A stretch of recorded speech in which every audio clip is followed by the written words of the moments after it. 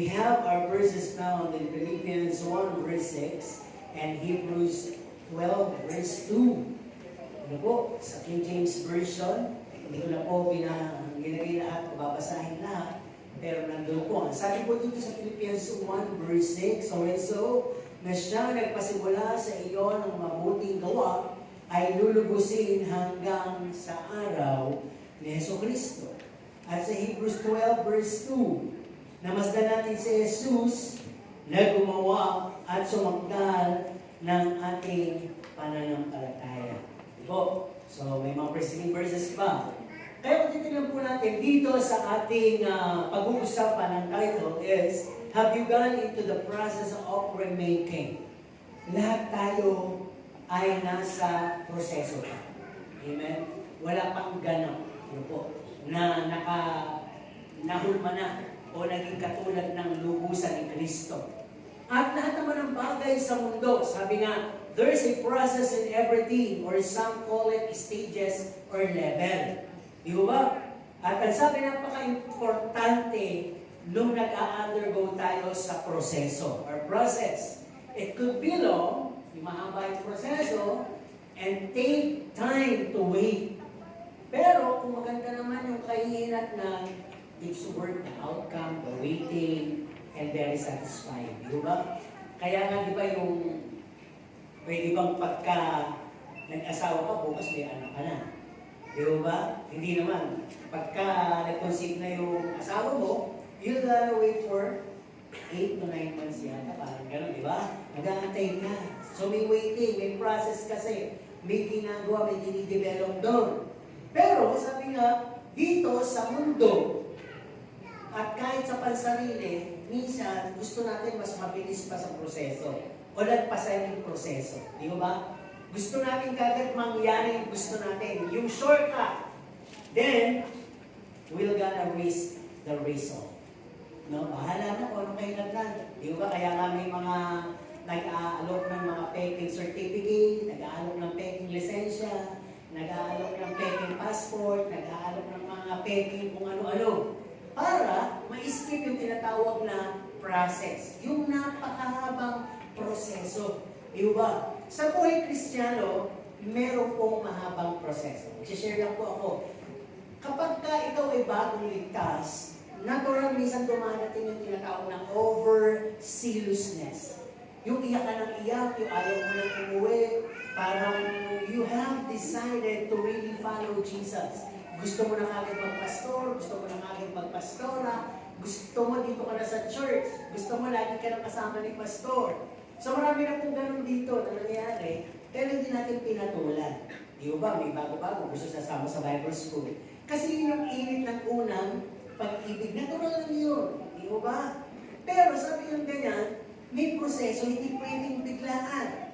Kasi may mga naisabak din sa gawain. Nakita nila yung buhay ng pastor, nagpapala, nakita nila yung buhay ng mga pastor, ginagalang. Lahat ng nakita nila ay mga positibo sa buhay ng pastor o pastora. Hindi nila nalalaman na kung merong pagpapala, meron din pong pagtitiis. No? Kung may mga paggalang, meron din pong mga bagay na hindi maganda o negatibo na natatanggap din ng mga nangunguna sa iglesia. Siyempre, hindi naman ikakwento ng mga pastor o mga namiminuno yun. Kaya, pag ikaw ay biglang naisalang, so nangyari nga na may mga naisalang, siguro sa ating samahan, meron yatang 3 o 2 na kabilis-bilis na naisalang, kabilis-bilis din sumuko. Ano po? At nawala patuloy sila sa gawain ng Panginoon. Parang natanggap agad nila yung hindi pala ganun kadali, hindi pala ganun kasarap, hindi pala puro pagpapala, hindi pala puro tayo, at binibigay puro gulay, hindi pala puro yung igagalang ka, gagawin kang parang kalabaw, lahat sa'yo iaasa. Ayan. Yun ibig ko sabihin, may proseso kasi. No, kinakailangan magsaray ko muna, kinakailangan sama ka sa outreach ministry, kinakailangan ay talaga nagpapasakot ka sa namiminuno para maintindihan mo kung ano yung leadership. Leadership kasi is not by authority or lordship. No? It's much more of a servanthood. Pag yun ang natutunan mo, nag-under-practice ka doon, Pag naging pastor ka na o pastora, maiintindihan mo, ito yung sinasabi, ito ba rin talagang pagdadaanan. Okay, mga example. Di ba sabi ko nga kanina, kaya may mga peking kung ano-ano dahil ang proseso ay nakikita natin sa pagkuha ng lisensya. Kukuha ng student permit, halos 6 na buwan bago ka mabigyan ng tinatawag na yung regular na license o yung non-pro o professional. Ganun din sa passport, ganun din sa pag-aaral, bago ka magkaroon ng diploma, kailangan kumuha ka ng mga curriculums o ng mga units for 4 years. At talagang ganun sa pag-aasawa, hindi mapera kayo, ipa-shortcut, ano? Di ba pagka magsaset kayo magpakasal, hindi naman kaagad pwede kayo kasal bukas. Maraming proseso. May mga seminar, kukuha ka ng marriage license, tapos pag yung pastor mo, mahigpit pa, kapag papastinin ka, sabihin mo kung bakit kayo kakasal. Ano mga proseso, di ba? Ganun din sa mga ilang larangan, di ba? Magluluto, o magbe-bake ka, o pre-preserve ka ng mga pagkain, may proseso. Hindi pwede shortcut. Ganun din sa Christian life, na pag-uusapan natin ngayong umaga.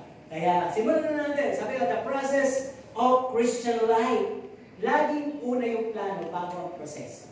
So, tingnan natin, di ba sabi nga sa Jeremiah 29 verse 11, I have good plans for you. Plans not to harm you, but to prosper you and give you good life in the future. Sino nagsabi doon? Siyempre, sino pa yung lumikha sa atin? Nagsimula po yan sa tiyan ng ating mga ina. Kaya kung tingnan po natin sa proseso, may plano na. Di ba? Lahat naman ng tao, lahat ay nandun. Kasama doon sa sinasabi ng Panginoon na yun.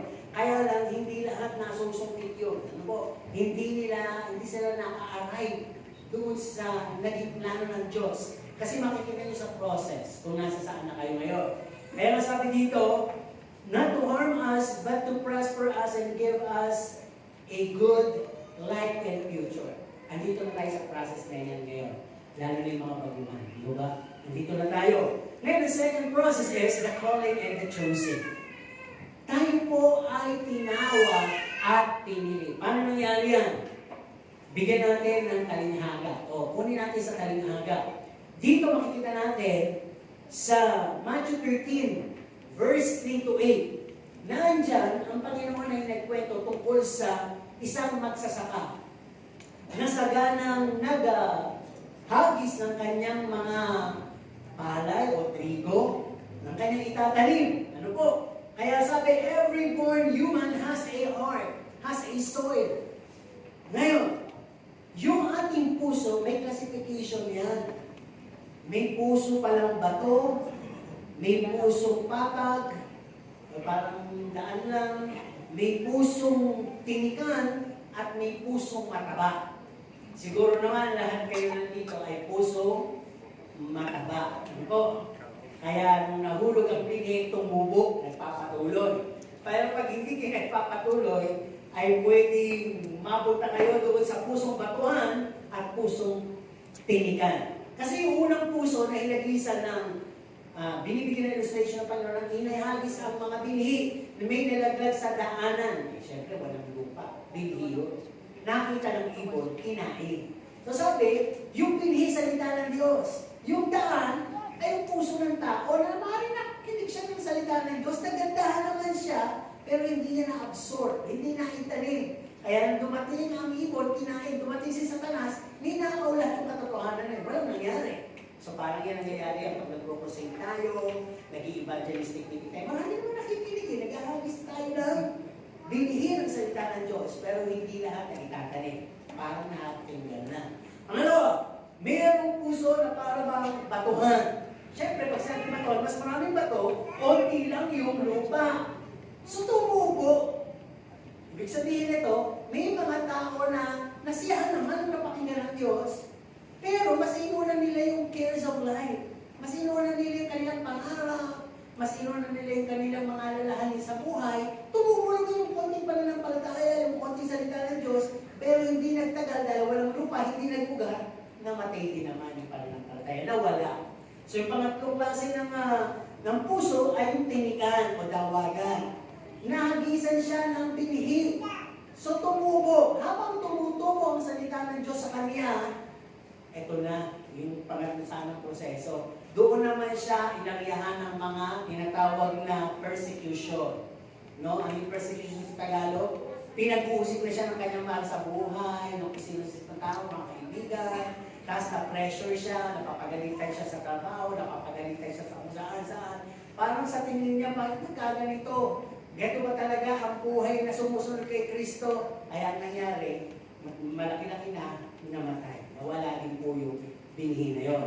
Pero yung nahulog sa mabuting lupa, yung matabang lupa, sumibol, ay matabang lupa nga. At habang sumisibol, lumalaki hanggang naging puno at namunga. Diba? Kaya yun yung pangalawang process. Kaya sabi, maraming tinawag, ilan ang napili. Di ba? Dahil alam naman natin, ako kasi nagtatalim din ako. Di ba pag nagtalim ka, may makikita ng mabilis tumubo. Tapos meron ng bagal. So ilalagay mo sa, o ililipat mo sa magandang paso o magandang lokasyon ng taniman, ay mabilis tumubo.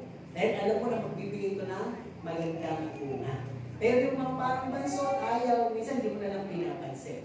So, pasalamat tayo, pinili tayo ng Panginoon. Pangatlong proseso. The allowing of persecution and temptation. Di ba may awit tayo ang buhay ng Kristiyano ay masayang tunay. Masaya naman po talaga eh. Kung apply yung mga bunga. Dahil kung iisip mo lang ng gano'ng kababaw ng masayang tunay, hindi mo iisipin na sa buhay pa ng Kristiyano ay pinapayagan ng Panginoon yung mga tinatawag na ang pamilya mo, mahal mo, kaibigan mo, lahat ng relasyon mo, dahil sa pagsunod mo kay Kristo, ay pinapayagan sila. Usikin ka, itakwil ka, ikaluno ka, iyakin ka, o pagsalita ka ng nakatalikod, akusahan ka, at itanggi ka. Pero minsan temporary lang yun, sinusubok nga eh. Di ba? Kung sa pumagitan nun, bibigay ka. Sino ba pipiliin mo? Sumunod pa rin ba sa Panginoon? O mawawala yung mga kaibigan mo, mawawala yung mahal ko sa buhay, di ba na lang Panginoon? Saka na lang. Ayan. Kaya pinapayagan ng Panginoon para tumitan. Di ba? Pag nagpaulan ng Panginoon na nagpabagyo, hindi naman agad katutumbay maliliit na puno eh. Di ba? Ang natutumbang minsan yung mga ganap ng malalaki dahil sa dami ng kanilang dahon na hangin. So nagbibigay yun ng puwersa, lalo silang natutuwa. Pero yung papatubong gano'n, ang gusto ko lang sabihin, kung papatubo ka sa proseso sinasabi ko, hindi naman ikaw bibigyan ng Panginoon ng pagsubok na hindi mo kaya.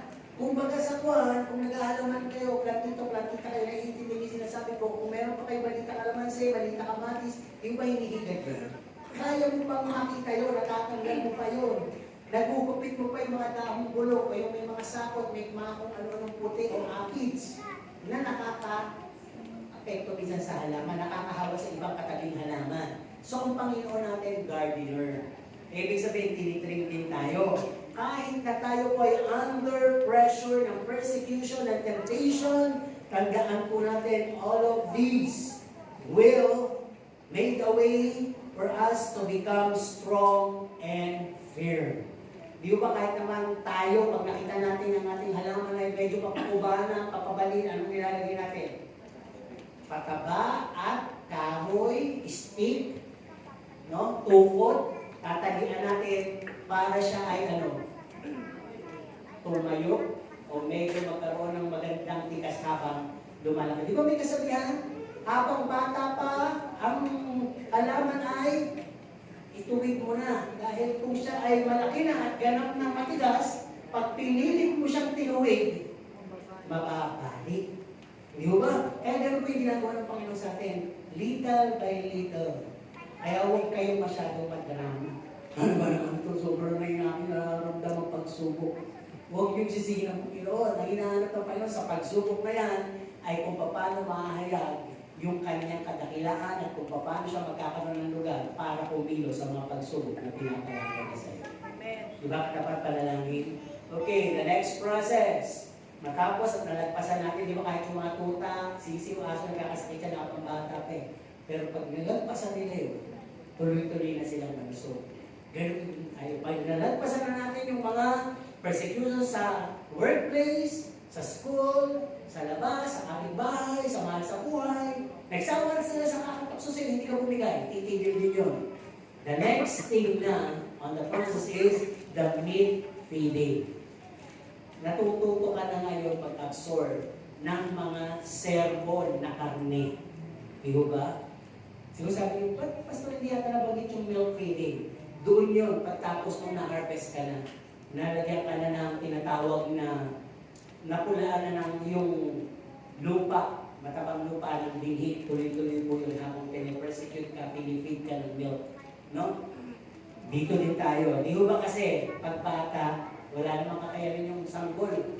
Kapag siya'y kinakagat ng damo, ng insekto, kaya ba niyang tanggalin? Iiyak na lang yan eh. Hindi inaalagaan talaga. So doon po yung persecution.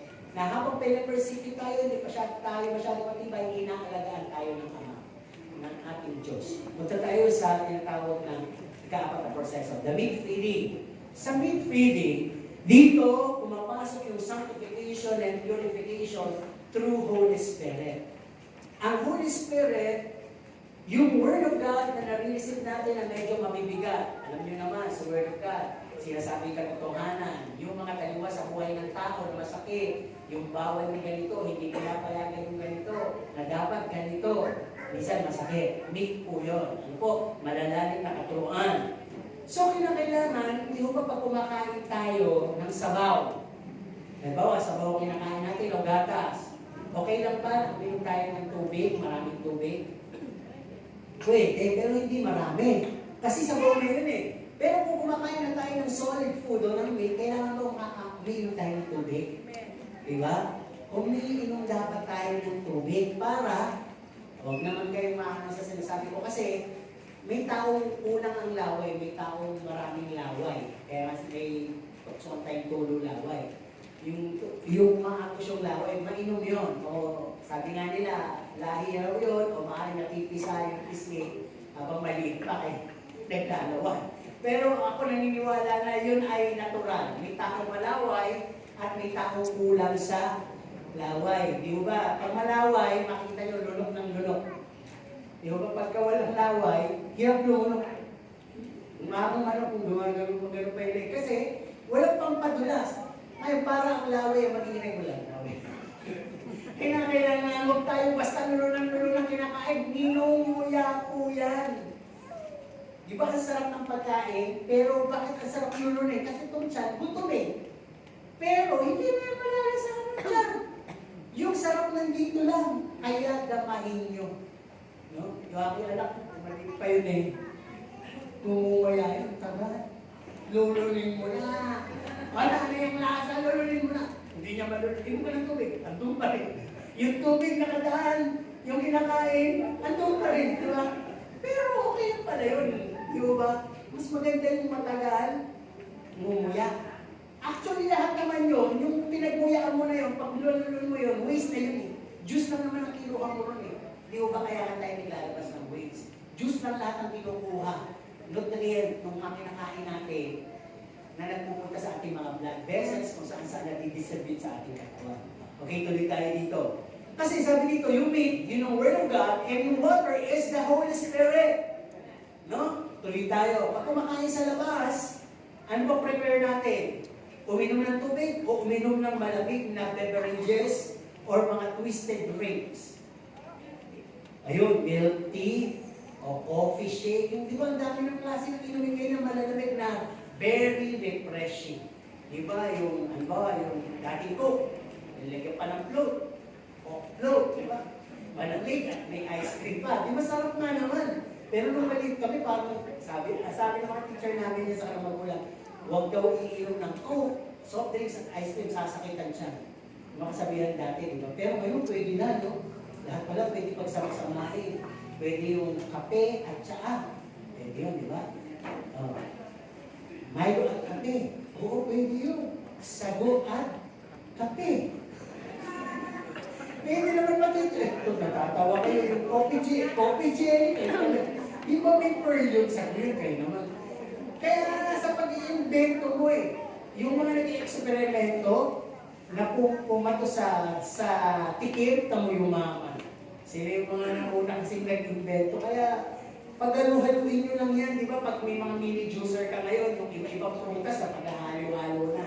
Di ba? Habang tumatagal, tumikiba yan dyan na kasi pura ng sangkatauhan. Yung mga dating bawal, pwede nang pagsama-samahin yan. Okay? Kailangan pa rin, if symptom persist, consult your doctor. Mamaya naman si Pastor na pinaniniwan. Nakikita ko lang sa Facebook yun. Tuloy tayo dito. Ito kasi ibig ko sabihin, matapos mo kainin yung karne, matuto ka uminom ng tubig. Huwag puro juice, soft drinks, o kung ano-anong mga klase ng mga dark o mga tinatawag na soda drink. Parang ganito yan. Pagtapos mo papakinggan ng meat message, drink water. Consider the Holy Spirit. First, no? Hindi masarap uminom ng mga beverages. Ang ibig ko sabihin sa beverages ito, imbis na uminom ka ng tubig, imbis na ang Holy Spirit, ang iyong pagtanungan tungkol sa mensahe, ang sinutsus mong tanungan, yung kapwa mong Kristiyano. Sila yung mga beverages, sila yung mga soda rin, sila yung mga kung ano-anong klaseng inumin na magbibigay sa'yo ng iba't ibang pakiramdam. Di ba? Pagka medyo kape, mamait-mait. Pag medyo wala yan, matamis-tamis. Hindi ka tulad ng water, satisfying, plain lang, pero yun ang truth, no? Di ba lahat naman yun eh? May halong tubig. So, hindi masama. Hindi ko sabihin, pag nakinig ka ng salita ng Diyos at nahit ka, meet yun, ask the Holy Spirit, drink the water, or ask the Holy Spirit revelation. Sa Holy Spirit mo, ipagmuni mo. Lord, ano ba yun? Ano ba yung pinagsasabi mo? Ako ba talaga yun? Bigyan mo ako ng kalinawan. Ayan, para masatisfy ako. Hindi yung, narinig mo ba yun? Ako ba yun? Ako ba yung pinagtatamaan na yun? Ang sakit naman. Napalo kong yung kausap mo matapang pa sa tsaka at matapang pa sa kape. Ikaw nga yun. Kakakapa tinan mo ang mukha ka. Kaya huwag tayong basta. O kaya naman kung nakainom tayo ng mga beverages, may nagsabi sa atin na kung ano makapahayagan, uminom tayo ng tubig. Tapos, ibig sabihin, kung may munang nagsabi sa iyo na hindi maganda, skip, ask the Holy Spirit. Lord, totoo ba yun? Pero mas naniniwala ako sa salita mo. Amen po ba? Yan. So, nagkakaintindihan po ba tayo sa mga ilustrasyon na to? Ha? Ano yung meat? Word of God. Ano yung water? Ano yung mga beverages? Kapwa-tao. Tama na, diba? Hindi pala na ako yung mga ibig sabihin. Sila yung mga kapwa-tao natin na minsan, parang inaalok tayo ng revelation nila. Inaalok tayo kung paano na naintindihan ng mensahe. Alam po ninyo, ito ay mensahe para sa lahat, kanya-kanyang unawa. Ang Holy Spirit, ipapaunawa ito kay namin siningayon sa pangailangan niya. Ipapaunawa sa inyo po, ipapaunawa sa inyo ayon sa pangangailangan niyo. Kaya hindi pare-parehong revelation na binibigay, pero may collective revelation na ibibigay ang Panginoon para sa kabuuan ng Iglesia. Naintindihan po ba? Amen. Ililinaw ko lang. Okay, sa atin, we need to grow deeper into the Word of God. Paano yun? Sino magsasabi dito na malalim na siya sa salita ng Diyos at paano niya nasabi? Dito. Paano yung masasabing malalim na kayo sa salita? Handa na po yung mga susunod na dito.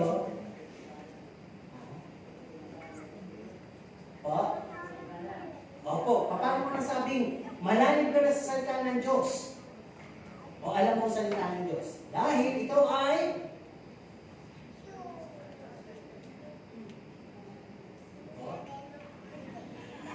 pabalikan natin ito. Kayo.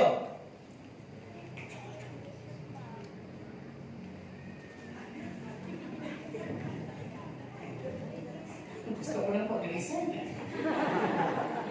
May balik-baba sa babalik-balik na. Dito, dahil nakapagpapayo na.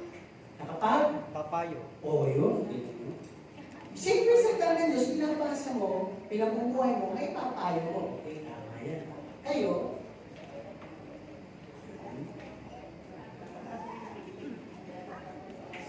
pinatatakbo sa'yo.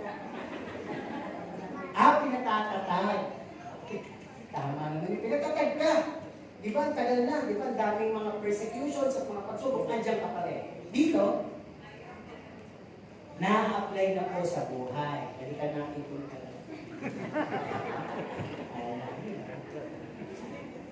okay, dito tayo sa unang group.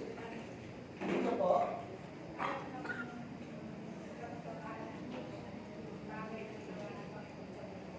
ayun, kaya ng katotohanan.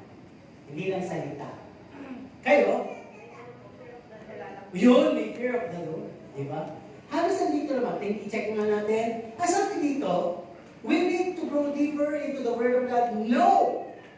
Alamin mo yung ways and means ng Panginoon, iba sa ways and means mo. Kaya pag alam mo to, hindi ka aabuso sa harap niya. Tama po ba?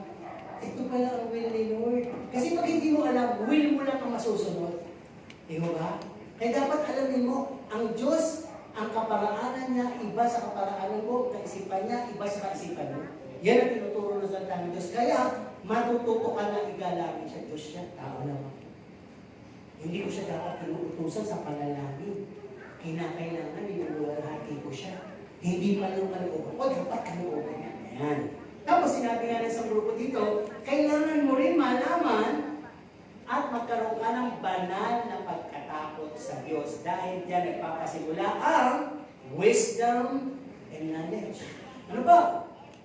Sabi din dito, tama naman po lahat na sinabi ninyo, dahil sa salita ng Diyos, ikaw ay magiging banal. Tama po ba? Pinapabanal ba tayo sa salita ng Diyos? Kaya na tinuturo yung ganito, umiwas ka sa ganyan, huwag na kayo magganyan. Binabanal ka. Ikaw ay sinasanctify, pinupurify, dinadalisay, pinupuro, dinadalisay, pinababanal. At ang sabi dito, ang salita ng Diyos is also helping you develop a godly character.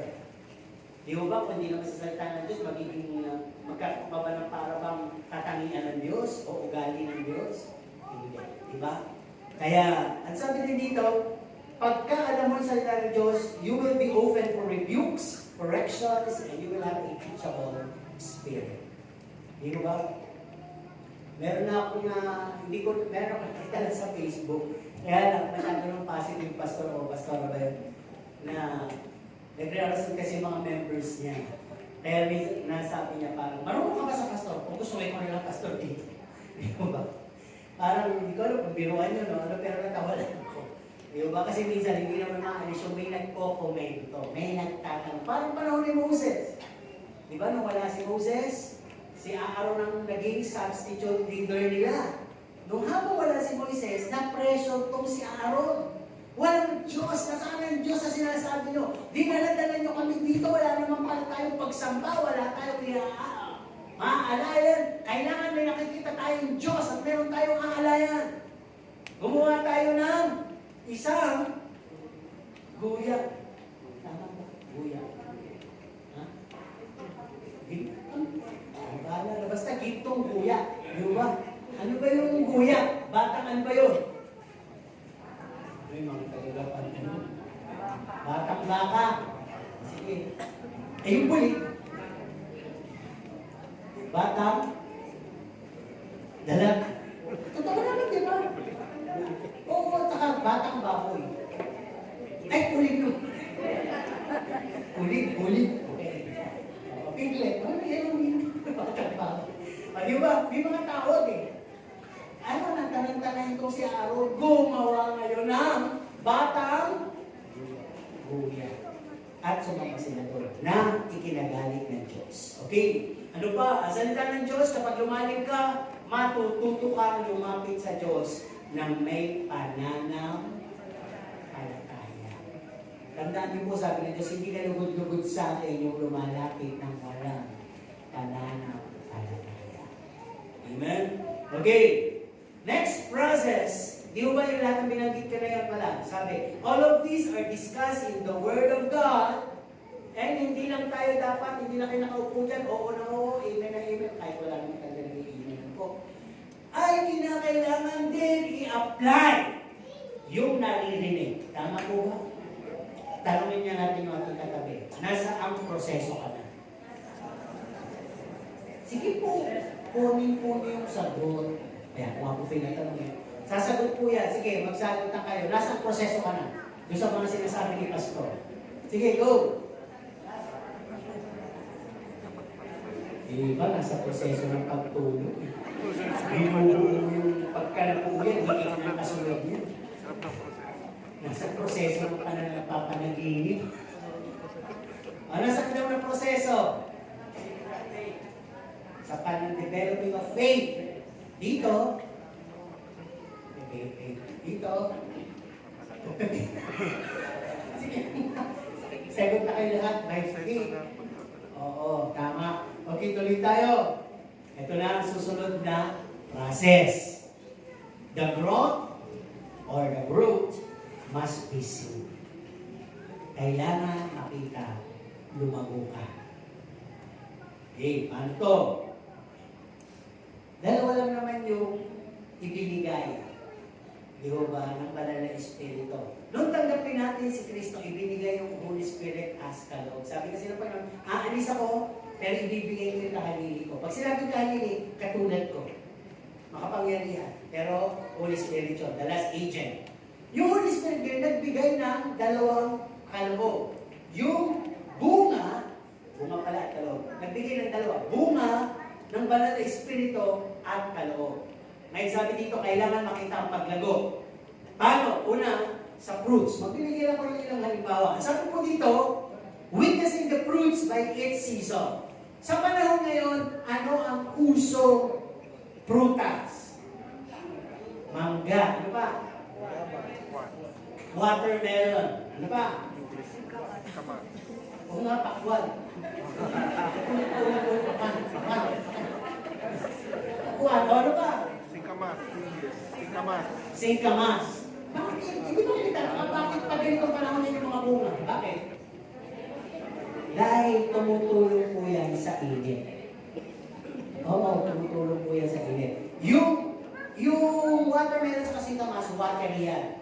Yung mangga, nagre-resist yan ng init. Hindi ka masyadong, o kaya mong labanan yung init, yung bagsawan. Nagbibigay yan sa katawan mo ng katatagan sa init. Pero masama nito yung sobra. Magkakaroon kayo ng bunga. Baka naman pag sumobra pa, bungang mangga. Hindi lahat kasi ng sobra masama. Hindi po sabihin na. Okay. Pwede na sa diabetes? Pwede naman. Isang pisngi lang daw. Kaya natutuwa po ako sa nagbibigay ng mangga. Pag mas marami kasi, mas marami rin akong share. Alam niyo share ko doon? Buto lang. Totoo. Kaya ginagawa ng aking mapagmahal na asawa, ang kapal ng hiwa ng buto. Parang isang pisngi na rin. Ninipisan niya yung parehong pisngi, tapos yung buto ganyan kakapal. Sabi ko yung natural na hiwa lang. Eh, bawal lang maraming buto. Marami na rin yun, di ba? Mga makalimang buto ka, parang isang pisngi na rin yun, di ba? Kaya pagka isa na lang mangga, iiwain niya ng makapal yung buto. Akin kasi yung buto. Yun. Discipline lang. Yung sabihin. Okay, balik tayo dito. Season. Dapat makita to sa buhay mo. Kung merong galit, merong kaaway, at may mga difficult people sa paligid mo, biyenan mo, asawa mo, anak mo, kapitbahay mo, katabaho mo, sabi nga ng iba, toxic. Alam nyo, kung nilalagyan ng label. Kung Kristiyano kayo, love must be seen. Inalaw ng Diyos yung mga sinasabi ng toxic people na yan. Kasi nga parang mamunga ka, napakita yung bunga mo. Okay, ano ba? Pag may brokenness, walang pera, walang kaibigan, iniwan ka, walang barkada, walang masarap na pagkain. Ang sabi dito, joy must be present. Dapat namunga yung masaya ka pa rin. Di ba? Ano pa? Pag mayroong mga threat o may mga tukso para ganitin ka, kailangan lumitaw, in season, ang patient, self-control, ang mag-take over sa'yo. Tama po ba? Okay, ano ba? Pag mayroong mga sakit, pagdurusa, pagsubok, ang sabi, let's go on with the long-suffering. Ang long-suffering, yung alam mo nagdasal ka, alam mo tapat ka sa Panginoon, nandun ka ngayon sa paghihintay at pagtitiis. Yun ang ibig sabihin ng long-suffering. Bunga din po pala yun. Kasi pag walang long-suffering, tanong ka ng tanong sa Diyos. Ang tagal ko nung dinanangin ito, kung ito sakit na ito. Abay, dalawang pa na akong inuubo. Ayan, walang sakit ito. Di ba ba kaya kung nauubo ka na, huwag ka nang masyadong tanong ng tanong. Di ba ba? Have you prayed? Have you taken your medicine? Nagkaroon ka na ba ng mga tinatawag na health conscious? Baka naman kasi likod mo, lagi narutuloy ka ng awis. Baka naman inom ka naman ng malamig. Baka nakikinom ka naman sa may baso na may baso, may mga magang tonsil. Yun yung mga factor eh. Pero kung maingat ka, nagdadasal ka, wala pang nangyayari, apply na yung long suffering. Magulat ka na lang, magaling ka na pala. Amen? Okay. Dapat din ma-witness yung gifts of the Holy Spirit at any circumstances. Dito na po papasok yung work of the ministry. Hindi lang si pastor, hindi lang leader, kayo na mismo gagawa. Nasabi nyo, the work of the ministry that God has delegated to every Christian. Pinahagian ang bawat Kristiyano. Si nanay, si tatay, kayo, ikaw, pwede magpagaling. Di ba? Kung titignan nyo nga sa Matthew 7 and 8, cover na yan po yan ng grace ng panahon natin. Pwede kang magpagaling, bubuhay ng patay. No? Gawin yung lahat ng himalang pinapagpalabas ng demonyo. Hindi mo na kailangan tumawag ng tataas-taas ang pali, tataas-taas ang pastor, kabanal-banalan, kung sino-sino. Ikaw mismo. Bested ang power sa iyo. Amen po ba? Basta may righteous living ka. Okay, the last process is, ito na. Sino na kaya nandito? Becoming a harvester. Yung magiging ka ng taga-ani. No? Magiging ka ng taga-ani.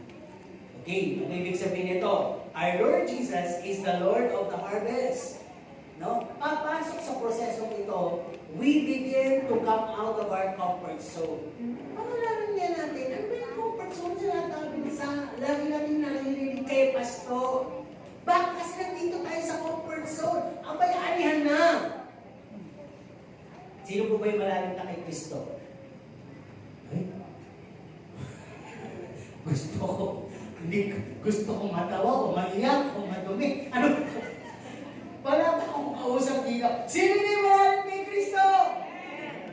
Ay, siyempre, kung akala ninyo nakukuha sa dati ng pagsasambayan, pagsisimbayan. Unawain natin muna ang comfort zone. Pag nalaman niyo yung comfort zone, hindi masama. Kung nandito kayo, lumabas kayo dyan. Kasi harvester kayo. Okay, sabi dito, countless attending of fellowship. Di na mabilang yung attendance mo sa pagdalo. Lakad ka lang. Linggo, nandito ka. Nandito ka rin ng mga midweek services. Di mo ba? Andito ka pa sa mga ibang fellowship. Basta may tungkol sa gawain ng Panginoon, nandun ka. Ano ba? Oversupplied of biblical teaching. Lahat na yata ng teaching. Narinig mo. No? Nakikinig ka na kay pastor, nakikinig ka pa sa mga leader dito, nakikinig ka pa sa radyo. Nagpapasa ka pa, bumibili ka pa ng mga libro sa Bible bookstore. Di ba? Wala masama. Pero baka na-over ka na sa pag-i-stack ng maraming spiritual teaching. Long stay and sitting inside our local churches. Yung ang tagal ng panahon mo nang nakaupo dyan. Walang soul winning, walang sharing, basta nakaupo ka dyan. Happily seated. Tanongin natin sa ating katabi, are you happily seated?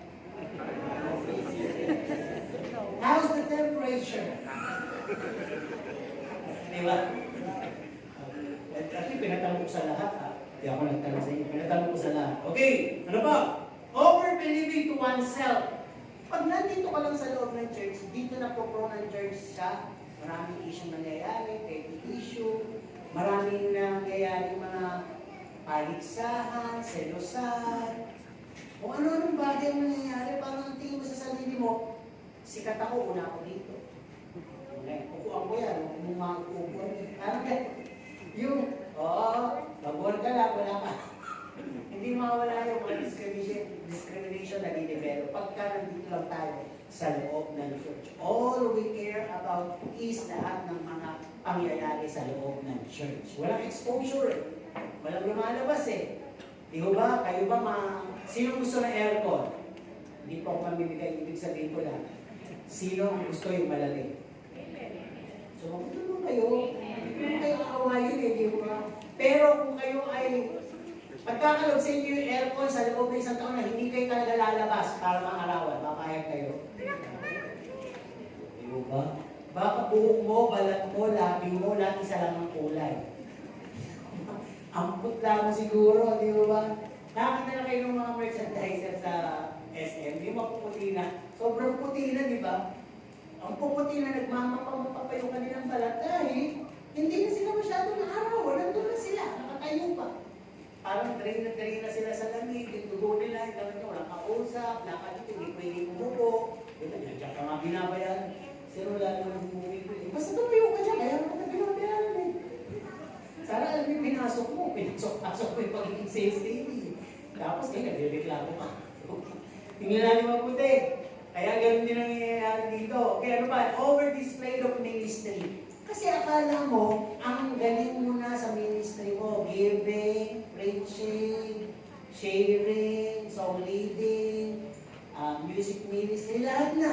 Kaya parang sa tingin mo, hindi na ako qualified job, ministry ko. Ito yung kayo walang mga ministry. Ayaw umayo. Di ba pwede bang gano'n? Halimbawa, pwede ba to? Bibigyan na lang kitang pangayo, ikaw na humayo. I-share ko na lang ito sa'yo. I-share ko na lang. Kunyari lang pera, i-share ko na lang ito sa'yo, ikaw na humayo. Pwede siguro, pero hindi yung pwede sa Diyos. Di ba? Kung binigyan mo siya, kanya yung credit, siya humayo eh. Hindi sa'yo. Di ba? May kanya-kanya yan, may kaayusan. Okay. Paano ba tayo lalabas sa ating mga comfort zone? Ito naman, may paliwanag. Sabi dito, sa Becoming a Harvester, learn to share goods and commodities. Comfort zone. Di ba yung mga damit nyo na medyo maganda pa? Baka sobra na pamilin nyo yan. Baka yung lalagay nyo ng dinata, naglalaglagan naman, hindi lumilin to. Hindi sabihin, sobrang dami na, ipamilin nyo na yan. Baka check din dinata nyo, mga spreads nyo, baka ang nangyayari, expire na, kaka-stock nyo. Abay, patikiman mo naman, na-piece pa, no? Yung, ang inuulang liver spread. O kaya sardinas, di ba? Patikimin mo naman, patikimin mo. Kung oversupply ka, share mo, sabi dito. Kasi sabi pa, paglabas sa comfort zone, learn to listen and give the warmest touch. Comfort zone. Hindi yung ikaw na lang ang lagi pinapakinggan. Matuto kang lumabas, maghanap ka ng tao o ng kapwa na nanulumbay, nanulungkot, wala mapagsabihan ng, sabi nga nila ngayon, ang pinakamalaking ano daw ng mundo ay health issue o mind issue, di ba? Kailangan kasi maraming tao walang kausap, puro na lang gadgets, nagre-rely sa gadgets. Kailangan daw talaga maibalik yung nakikipag-usap ka sa kapwa mo. Kaya kung tayo nilikha na may bibig, may tenga, may pakiramdam, may init sa katawan para i-share natin sa mga nangangailangan. Abay mo. Sabihin yung mga matatanda na nalulumbay, yung mga nasa plaza nakaupo, tumatawa, umiiyak, baka na-break, na-busted kaya, o kaya naman yung nasa tabi ng mga kanilang doon na tawa dito, nagugutom pala. Di mo ba? Learn to share. Okay? Hindi naman kailangan sobra lang, kaya ako share. Sino dito yung nakadanas na lang? Kanina na kaya lang parang may humipo sa puso niya na bigay mo. Naku, yun po yung mga little voices na galing sa Panginoon. Pag binigay mo yun, may kapalit yun, mas marami. Mas maraming hihingin. Kayo naman, na sinabi ko, mas may kapalit yun. Sabi na ng iba dito. Baka kasi blessing agad na tinitingnan eh. Kasi baka mamaya, isusubo ka din ni Lord. Kung yung pamimigay mo, naghanap ka agad ng kapalit. Dadating po yung kapalit doon sa parang hindi mo naman inaasahan. Hindi doon sa habang hinihintay mo. Nagbigay ako, may kapalit ko. Kahit silent ka lang. Hindi mo bigay. Ako na. Hindi dadating. Dadating yan doon sa time na hindi mo inaakala at sa pagdating sa'yo, isa lang ang isip mo. Lord, salamat. Pinagpala mo. Dadating siya doon sa ang mind mo ay smooth, easy, hindi ka nagpapanik, hindi ka naghahanap, hindi ka nag-aasap. Okay lang.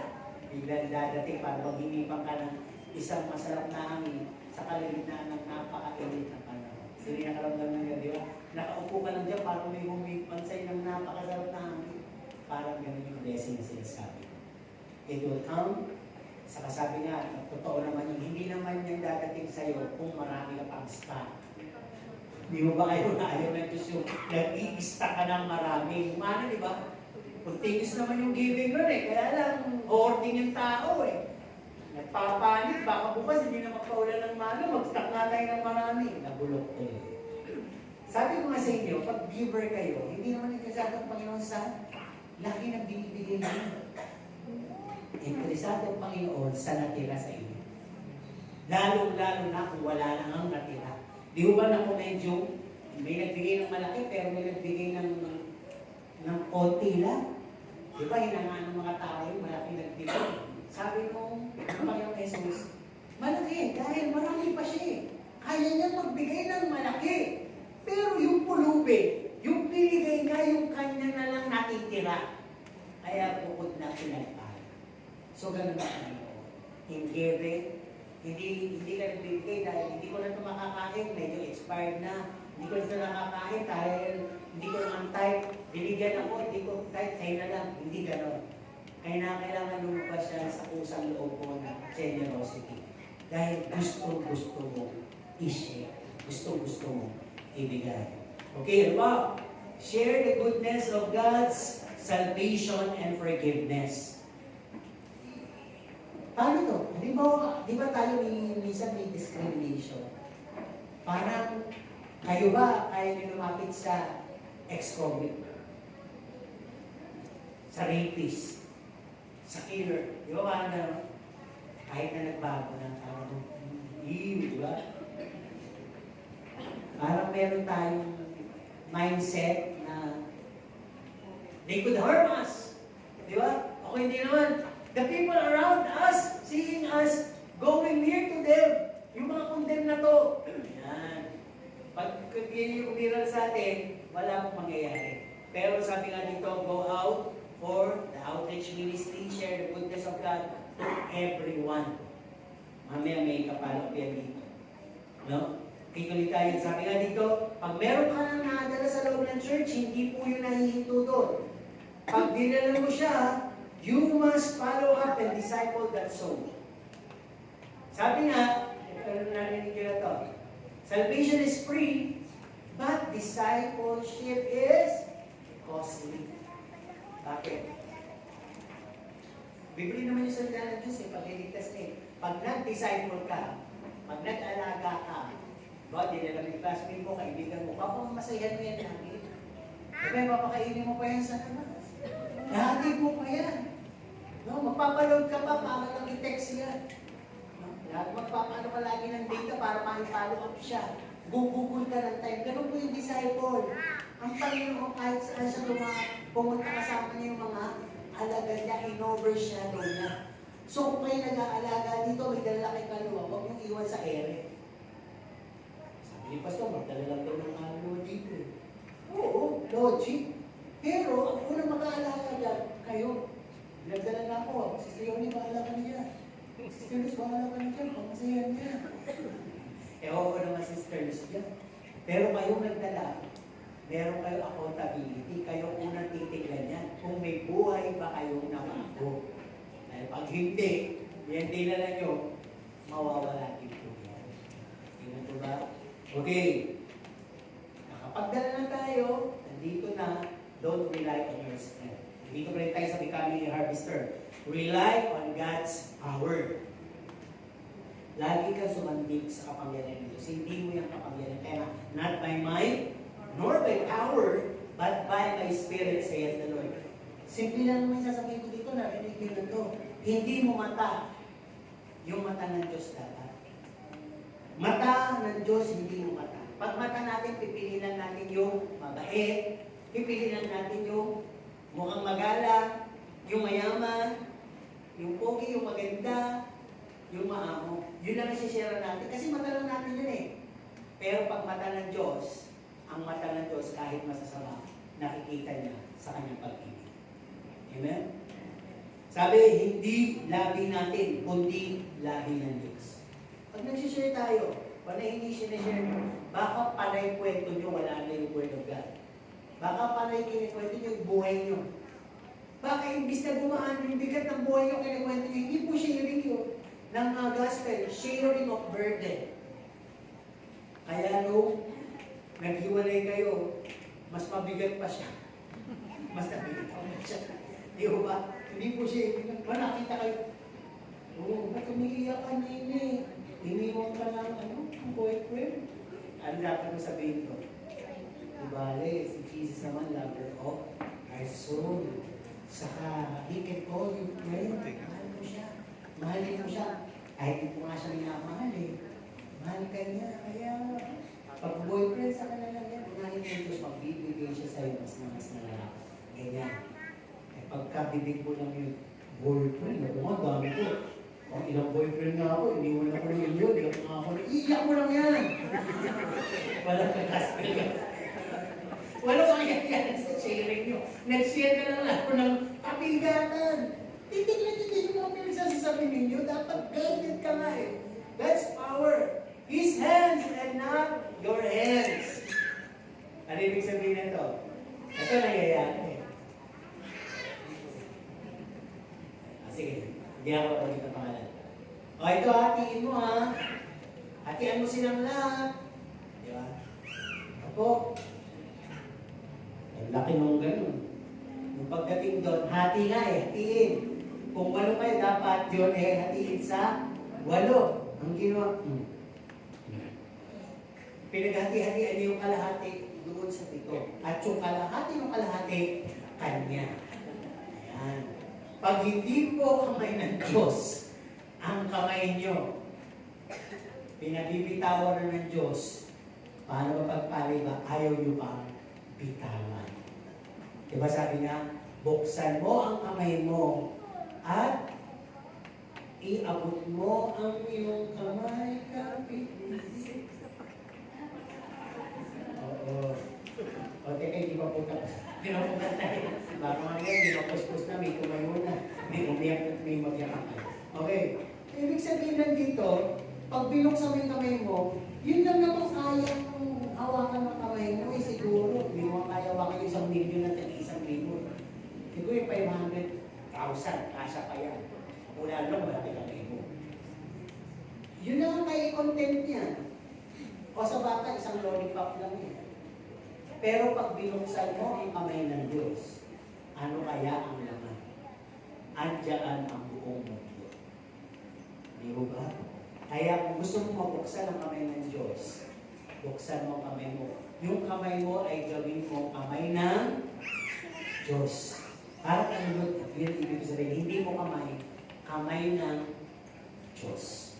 Ibig sabihin, huwag ka matakot pag may pinatutulungan ng Diyos sa'yo. Tulungan mo. Saan bahala? Okay. Kanyang tenga at hindi mo tenga. Pag tenga kasi natin, interesado ka makinig. Pwede rin naman chisisa, di mo ba?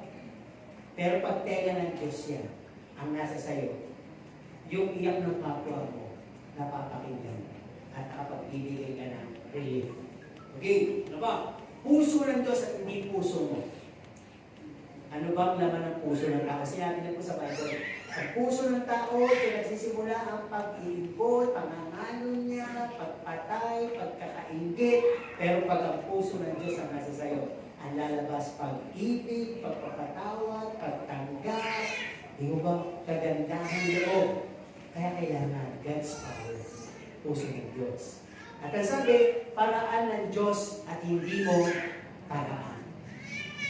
Di mo ba? Naniniwala po ba kayo na ang salita ng Diyos may kapangyarihan? Saan nakalagay? O nga, sa salita na nga ng Diyos. Sige, o nga. Saan nga? Saan talata yun? Sinasabi ni Pablo yun eh. Diba sabi niya, hindi ko ikakahiya ang Ebanghelyo sapagkat ito ay Romans 1:16. Ito ay may kapangyarihang magligtas. God's power. Huwag niyo ipipilitin yung God's word. Mas may mapapala kayo, kala nyo hindi na-absorb yun dahil yung salita ng Diyos, sinasamahan niya ng kanyang presensya. Amen? Okay. Nandiyan pa rin sa harvester. Matuto kasi tayo manalangin. Ano yung papanalangin? Guidance and leading of the Holy Spirit, wisdom and knowledge, spiritual courage, at panalangin din natin yung potential place, time, and person. Pag nagawa natin yan, ayos ang pag-aani natin ng kaluluwa. Ano ba? No, ang sabi dito, matapos mong anihin, ito yung pinaka-best part, present God your labor and time. Lord, willing po ako magpapagod. May oras po ako sa pag-ayo. Present God your finest and best harvest. Lord, ito na po yung mga naani. Magaganda po yan, Panginoon. Ito po yung mga kaluluwa. Alam po ninyo sa kaluluwa, hindi naman yan namin Panginoon kung yan ay pulubi, magnanakaw, rapist, killer, o mabait, o mayor, presidente. Lahat naman qualified sa grace. At lahat yan magandang ani sa harap ng Panginoon. Just present it to God. Lord, ito po yung dinala kong kaluluwa. Alam niyo naman po yung past me. Kayo po ang bigkapangyarihang magbago sa kanya. Di ba? Pagka gano'n na po yung ating attitude, inaalay natin sa Panginoon, pupunta na po tayo sa gifts and offering. Lord, ito po, lahat-lahat po yan ay gifts and offering po sa iyo. Yung aking labor, time, kindness and best harvest, inspiration and strength, lahat po yan, inaalay ko po sa inyo as gift and offering. Kaya nga na po yung kanta, ang tanging alay ko sa iyo aking amay. And Rob, ay buhay ko. Yun, kasama po sa outreach yun. Hindi makaya na maipagkaloob mamahaling. O, di ho ba? Kaya pag meron tao yung outreach ministry, it's an offering for God. So sabi pa rin dito, tandaan po niyo, pag nag-alay ka sa Diyos, is a good repayer. Ang Diyos, mahusay magbayad. He pays more than your offer. Kung yan lang ang binigay mo isang banyerang isda, kayang ibigay sa iyo ng Diyos ang isang dagat. Ano ibigay ibig sabihin? Ang walang humpay na paghuli ng matatapang isda. Di ba nasabi niya nga kay Pedro, walang huli. Ilaglag mo yung lambat mo. Wala nang huli, ilaglag mo, sumunod ka lang. Nakuha ba ni Pedro? Hindi niya nakuha. Sumunod dito, sabi niya, sumunod ka sa akin, gagawin kitang mamalakaya ng tao, hindi na ng isda. No? Kaya pinakita ng Panginoon, although that is literal, ang illustration ng pag tinawag ka ng Panginoon for an outreach ministry, huwag ka mag-worry kung may maniligtas, meron pong maniligtas. Just cast out your net. Ang ibig sabihin, just obey Him. May maniligtas. Diba? Baka hindi mo lang nabibigwit yung ano sa buhay, pamilya mo kaya, kaibigan mo, may maniligtas. Okay, eto pa, ang sabi dito, pag in-offer mo sa Panginoon lahat yan, He will triple the anointing power in you. Gagawin kayo mas magaling. Nakakita na po ba kayo ng isang manggagawa ng tumagal na hindi na siya manggagawa? Supervisor na siya. Nung may-ari. No, siya rin ang pagkatiwalaan. So magkakaroon ka ng spiritual promotion. Hindi man agad maging pastor, gagawin kang leader ng Panginoon. Di ba? You are a harvester. Kaya sabi dito, since familiar ka, trained ka, exposed ka na, tested ka na, God will entrust you to start again the process and go on for more. At ang katutungnan ng process na yun is the word progress. Hindi ka lang Kristiyanong na stagnant sa level na yan. Nagkakaroon ka na ng progreso. May trabaho ko, but still I have time to pray for others' need. May trabaho ko, business ako, may benefit ako. I have time to pray for myself, to study the Word of God. Yun ang makikita mo, bibigyan ka ng Diyos ng inspiration. Hindi mo naman kailangan maging pastor para maging ganun ka. Ka-eager. Ang pinag-uusapan natin dito, harvester ka ng Panginoon. Di ba? Kasi pag hindi natin naunawaan itong process na pinagdadaanan natin, ang pinagdadaan sa atin ng Panginoon, mananatili lang po tayo tulala. Tingnan po ba? Sino dito ang mga tulala? Yung nakatingin sa kesame. Bilang na bilang yung gagamba. Isang linggo may gagamba, ng pangalawang linggo may anak na siya. Parang tuloy, ikaw ko, nag-outing yata sila. Alam na alam yung mga nasa paligid, pero yung kanya katatayo bilang Kristiyano, hindi. Real talk tayo! Real talk, sasabihin ko totoo, bahala kayo absorb. Christianity is not about ang pagiging Kristiyano hindi tungkol sa pagkakaroon ng particular church. Tama po ba? Actually, ang real Christianity is you are the church. Ikaw mismo yung iglesia, kaya magpapabanal ka. Hindi ka babanalin ng iglesia. Ikaw yung iglesia, mabuhay ka ng banal. No, real talk. Christianity is not age, years, you've been a Christian.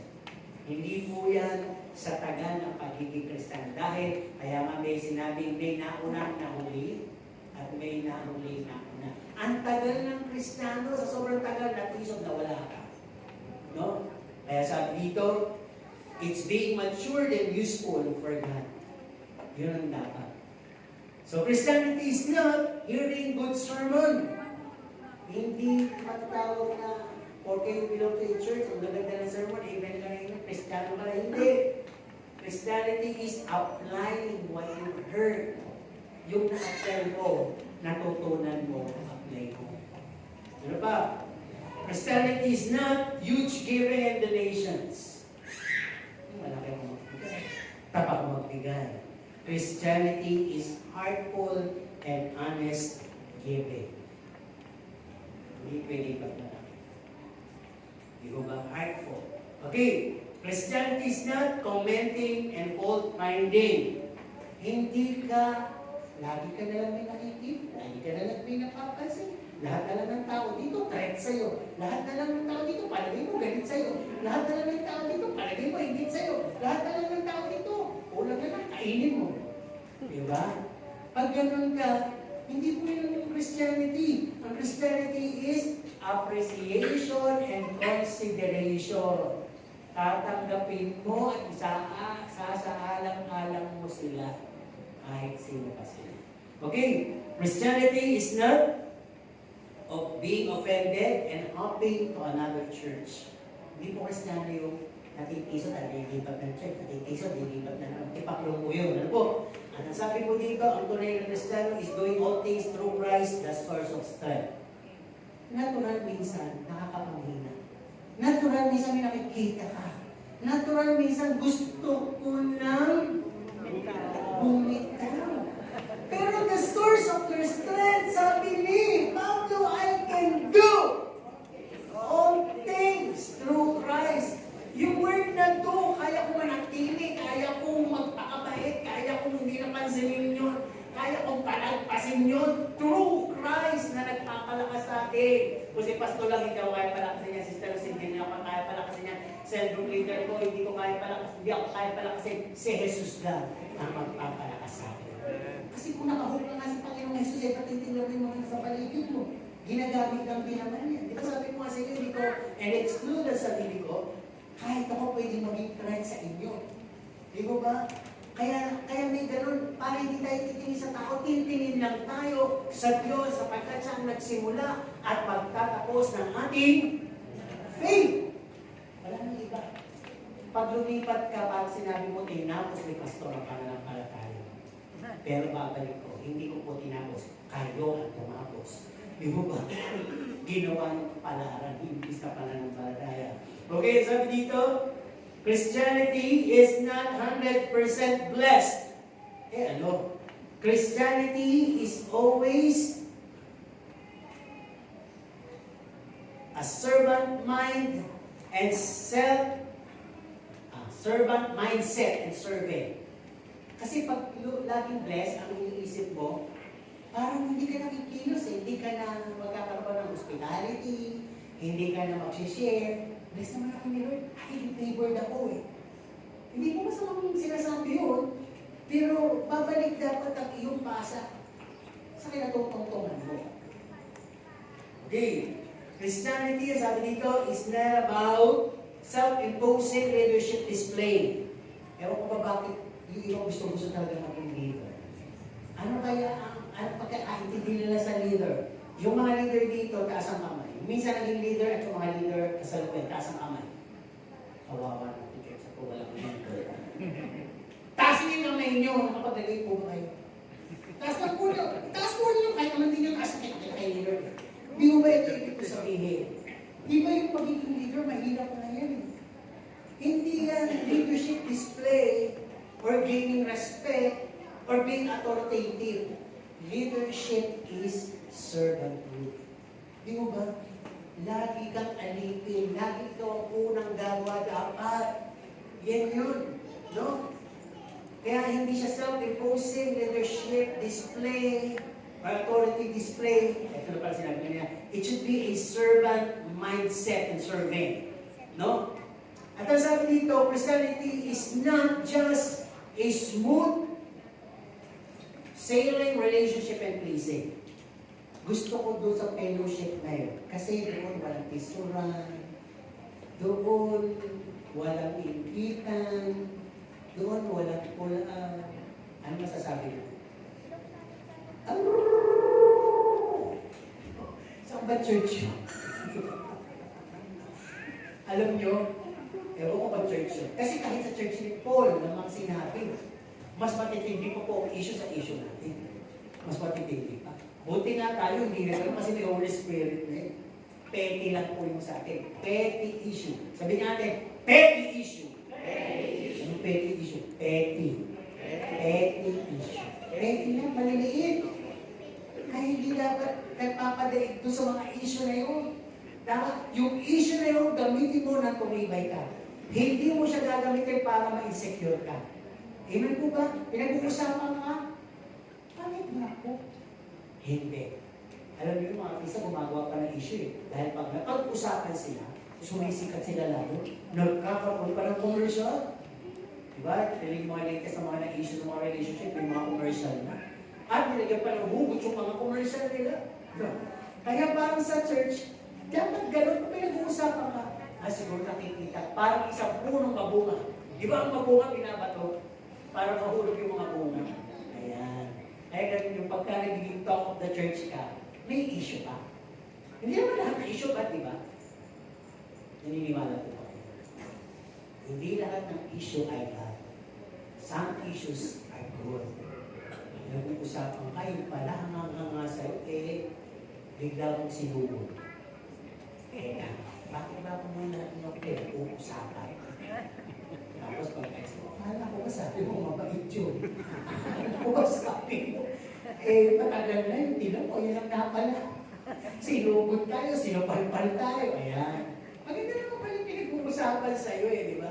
Kaya minsan tahimik lang. Bayaan mo na lang kung huwag mo na kasi alamin kung ano yung pinag-uusapan. Malay mo naman banla.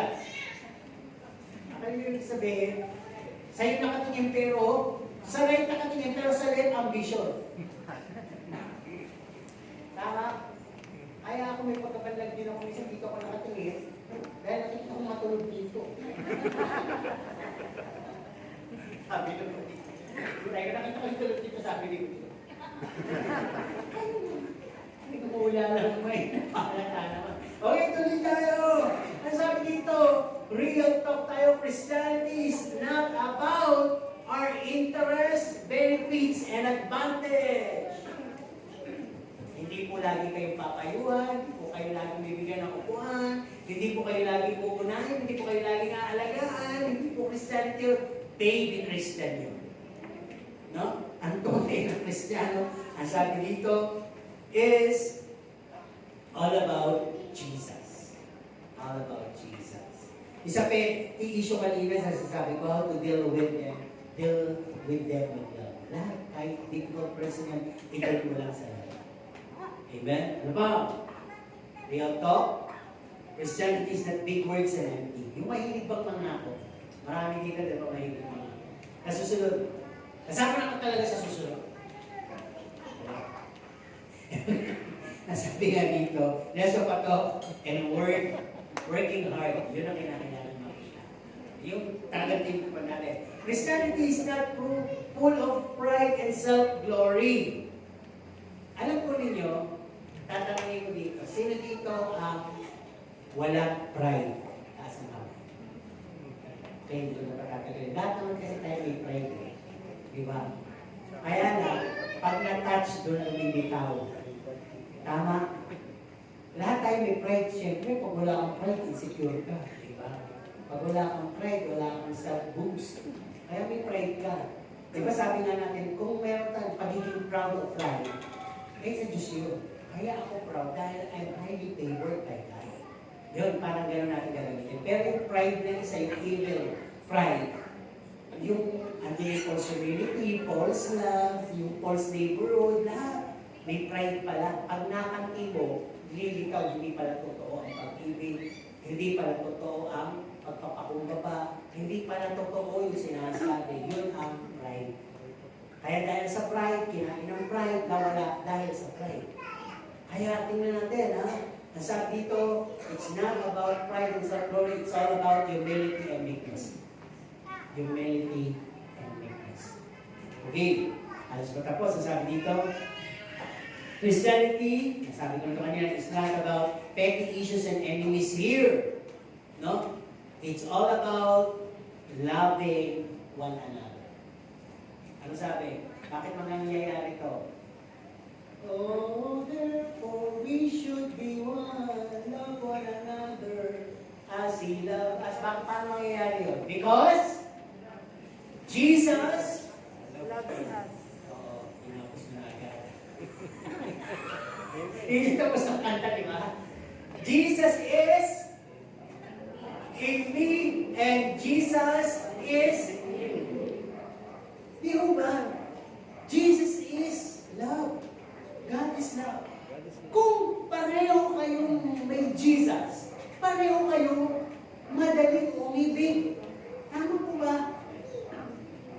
Pero kung Jesus at Antichrist, mag-iibigan kayo. Kaya pag hindi umiibig ang Antichrist, sino dito ang gusto maging una pa kay Antichrist? Nandito na po ba si Antichrist sa tingin niyo? Matagal na po na sa akin dito. Ay! Ituro mo lang sa akin. Mukhang kakilala mo ah. Nandito na ba? Di ko sinasabi ni tatay. Kaya talagang kasi kung nandito na si Antichrist, di ba? Sabi niya, matagal na. Siguro yung mga alipores ano po. Pero yung sinasabi siguro tatay na sa Antichrist, sa mundo, andito na nga. Eh malapit kasi dumating ang Panginoon eh. Nakaabang yung pumirma eh, di ba? Ng kapayapaan. Ayan. Kaya yung mga alipores, malapit na ang unity. Malapit na makita. No? Kaya pagpagin nyo yan.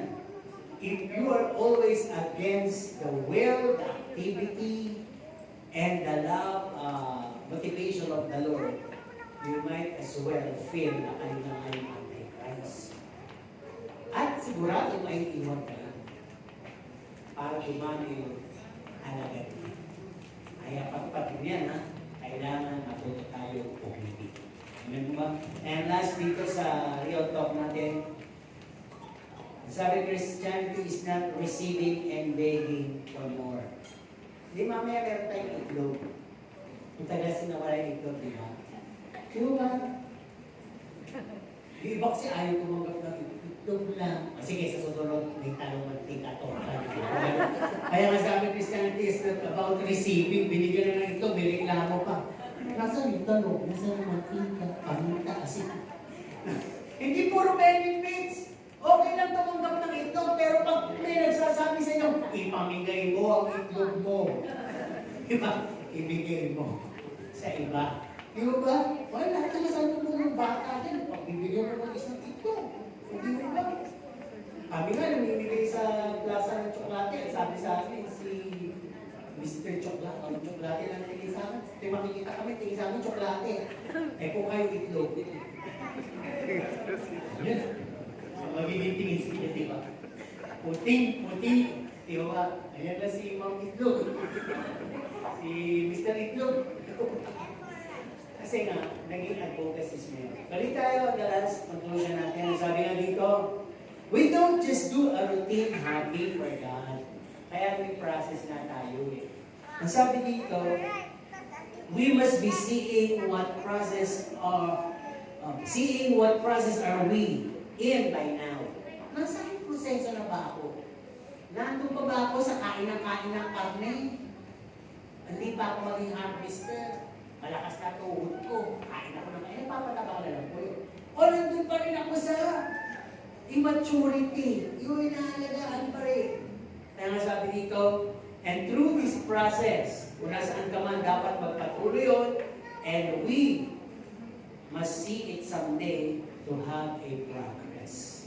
Hindi lang tayo lagi na naka-standby dyan, nakaupo dyan, o baka naman umaandar yung process natin, ayaw tayo yung di ba may ganito? Ikaw na muna. Okay? Ikaw na muna.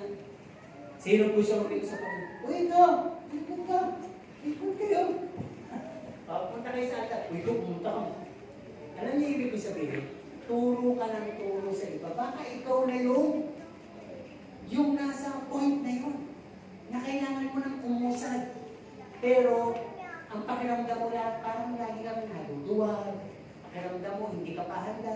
Pakiramdam mo, hindi mo linya. Mali po. Lahat po tayo huwag nyo ng pagdudahan. Kung nakaupo kayo ngayon dyan, pinili kayo ng Panginoon. Tinawag at pinili kayo ng Panginoon. Pero okay, matakot, hindi naman po kayo lahat magiging pastor. Bukod na pinagpala kayo pag talaga naging pastor pa kayo. Sapagkat napakabigat na atang yun na ibigay sa inyo ng Panginoon.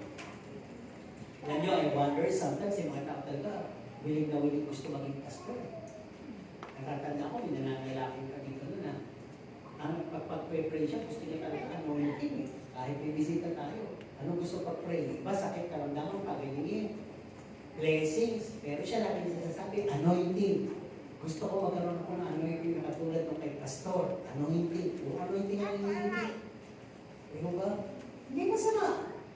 Pero alam mo yung gusto ko sabihin, may tao na gusto maging pastor, hindi mo kaya siya tinatawag. At meron namang ayaw na maging pastor katulad ito. Nagulat na lang ako, pastor na ako ngayon. Diba? Kaya sino dito ang gusto mag-pastor? Kasi yung gusto minsan hindi ginagawa pastor. O ito, makalimutan lang. Sino yung ayaw mag-pastor? Taas ang ako. Sabi nila, basta, bahala na. Alam nyo, sa certain point, hindi nyo alam, kahit ako hindi ko alam, kala ko natapos na yung calling na yun eh. Nakapag-aral na nga ako eh, nawala na sa isip ko eh. Ano na ako eh, la. Biglang, nung dumating na yung time ng calling ng Panginoon, guguloy niya ang lahat para makapunta ka sa kanya. Diba? Kaya, trust the process.